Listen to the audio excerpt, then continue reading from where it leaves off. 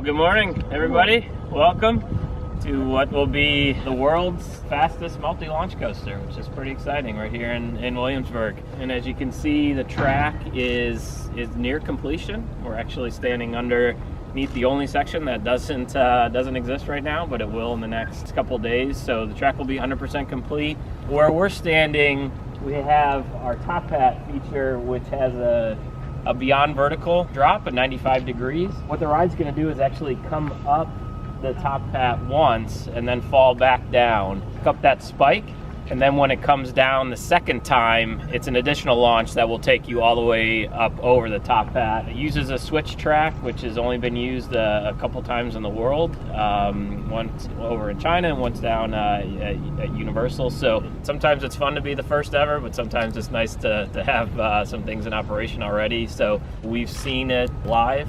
Some of our engineers have gone and seen other coasters that are using it, so I feel really good about the technology, and yeah, can't wait to debut it here. Construction and the assembly here is done through a local contractor, but in close collaboration with Intimate. Our company has used them, as you know, for rides like Cheetah Hunt, Pompeii, Roman Rapids boats, other things. So strong relationship overall with the company, and they've proven themselves as one of the premier manufacturers in the world. We'll have 2 trains running. Just going to be an amazing, really one-of-a-kind ride, completely custom, that takes in the topography of the park. This was some animal pastures, and basically what we did was kind of rearrange the configuration so the animal pastures all still exist, just in a different configuration. After our 3 launches in this straight section of track with the camelback, you experience this top hat element with a 95-degree vertical drop going along the Rhine River. It is going to be astounding, the great view of the Williamsburg topography. Then you go into what I'm really excited about is this outward bank curve.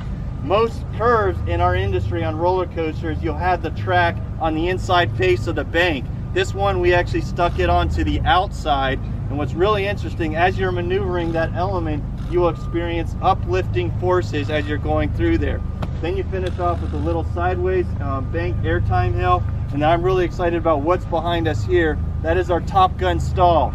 Think of it kind of like a camelback airtime hill, but we actually rotate the track 180 degrees. You will invert for a couple seconds, and then you'll correct yourself back down at the bottom of that camelback hill. It's going to be really exhilarating. We have some zigzag turns, really quick changes in direction. We have a sideways camelback hill, and then we hit the brake run. Your experience is then over. Just over 3,300 feet of track, but the ride experience is over 4,200 feet. So it's a big, impactful ride experience. Dispatch interval on this attraction theoretically is about 80 seconds. We have probably 90% of the track in. The entrance to the ride is going to be over in Festa. There's a bridge that goes over the train tracks. The theming will come in later. We got to get all the foundations and things in, but it's going to be related to Pantheon, which is the home of the Roman gods and goddesses. And we're going to have a really nice entry porthole and some other little surprises for you along the queue. The ride vehicle will come in really quickly when it is this track and curved bank is aligned right here with the track on the zigzag side. It will then move into and accelerate into our Launch 2 experience, where we propulse the train to a speed of 50 miles per hour as it heads towards the top hat. So while that is happening, this fast track switch will move laterally from the position closest to us to a position away from us. We have 2 track sections on this switch. We have the bank piece of track, and we also have a level piece of track on the other side. That level piece of track will actually align itself with the launch section here. And it does it in a matter of 2 seconds. Really quick, really fast. So our ride vehicle barely makes it to the top of the top hat, doesn't make it all the way up, goes backwards. It enters into its 3rd launch experience. We'll hit a speed of 61 miles per hour going backwards. I talked about uplift or airtime moments when you're going backwards. That is going to be pretty amazing. It'll go through the track switch up to our 178-foot tall reverse spike, and then it'll go forward again into its 4th launch experience, where we'll hit a speed of 67 miles per hour. Once the ride vehicle makes it all the way to the top of the top hat and to the bottom of that 95-degree drop, This track switch will then move in position towards us again in a matter of 2 seconds before we dispatch another train out of the station. So it's new technology. This is actually the longest track switch in the world. So fast track switch. Susie and I and the project team, we picked this particular site. We wanted a dynamic experience. We wanted airtime elements. We wanted inversions. We wanted to twist and bend this track differently than it has been done before. So we did work with Intamin Worldwide and their conceptual design team to kind of generate this layout. And when you work through that layout process, it's not like you accept the initial layout. We talk through elements, we debate different elements, we move elements around, we move the station around. There's a lot of conversation that has to happen on the ride layout and also what the site interface is going to be. Right. So from the beginning, we get a survey done of the site, the general site where we want to put everything, right?